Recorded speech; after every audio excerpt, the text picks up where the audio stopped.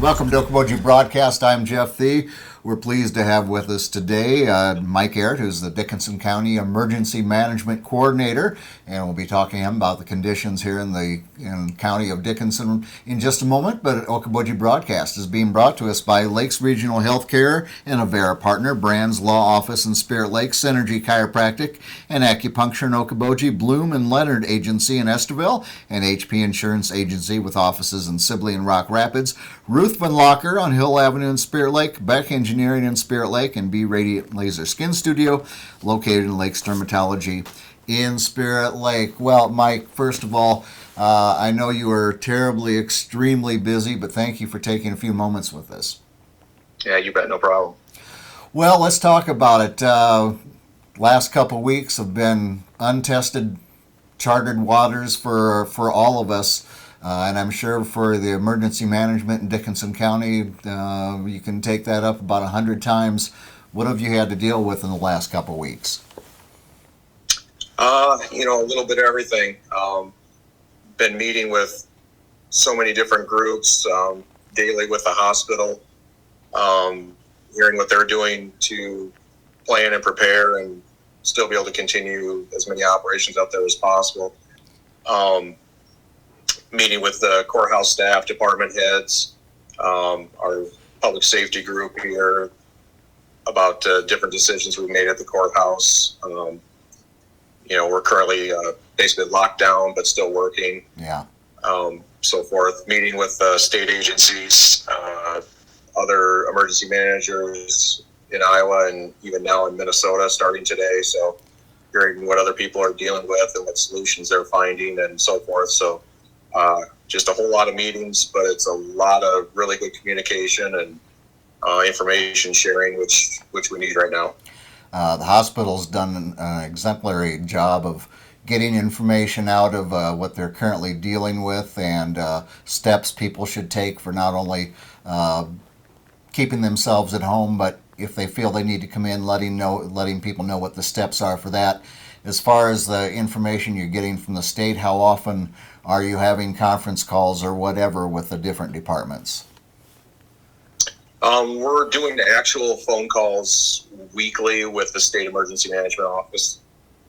But we also have a program online that we monitor daily that we can send requests through and get information through. So we're basically in constant communication with them. Of course, we can always pick up the phone and call them if we need to, and email and so forth. But literal telephone calls, conference calls with them once a week, but we're otherwise in constant communication. Yeah.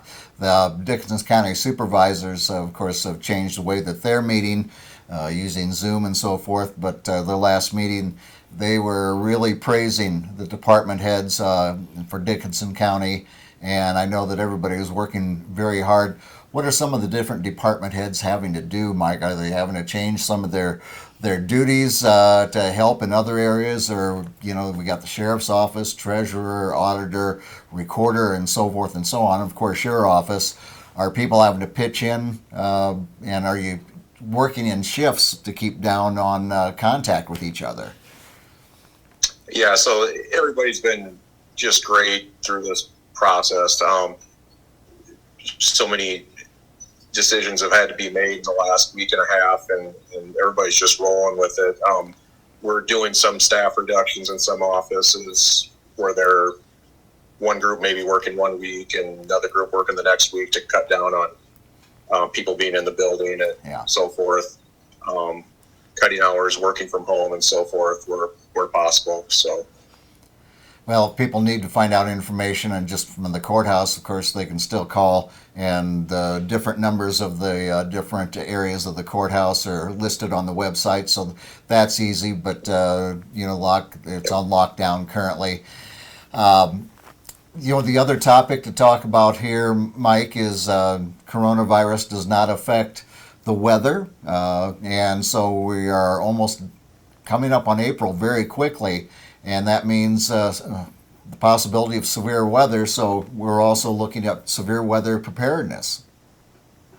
That's right. I mean, it is Severe Weather Awareness Week in Iowa, and we did have to cancel the statewide tornado drill today because of the coronavirus issue. But regardless, people still need to be thinking about the fact we're moving into severe weather season, and think about those plans and things they're going to do when severe weather does hit, because it does hit us every year. Yes.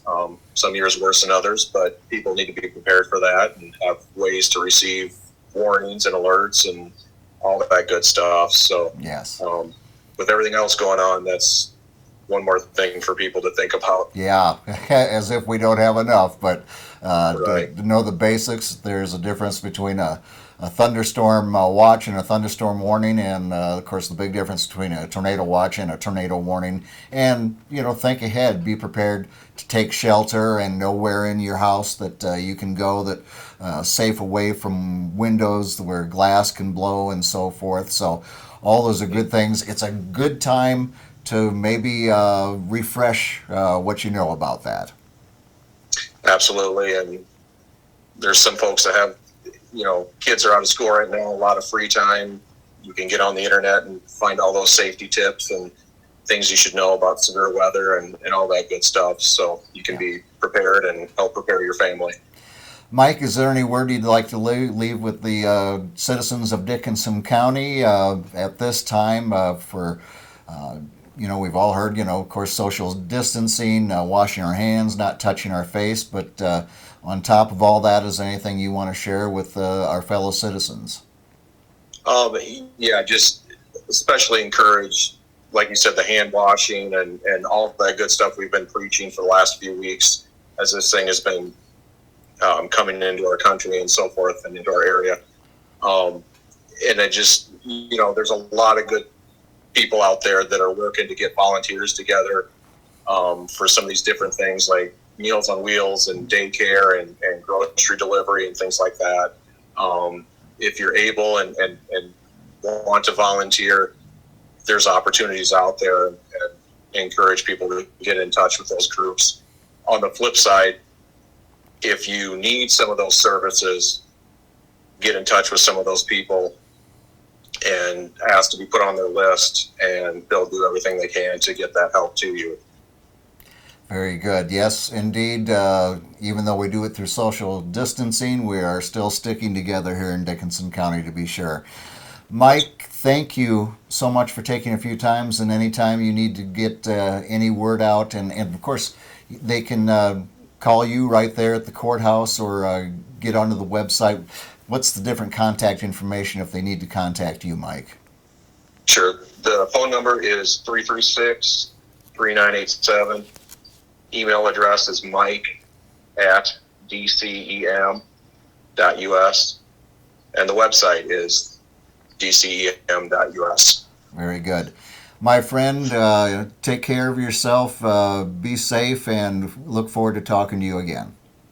You as well. Thanks. I appreciate it. My pleasure. Mike Ehret from the Dickinson County Emergency Management. He is the coordinator talking with us today. We thank him for joining us and informing you. We thank you for watching us right here on Okoboji Broadcast.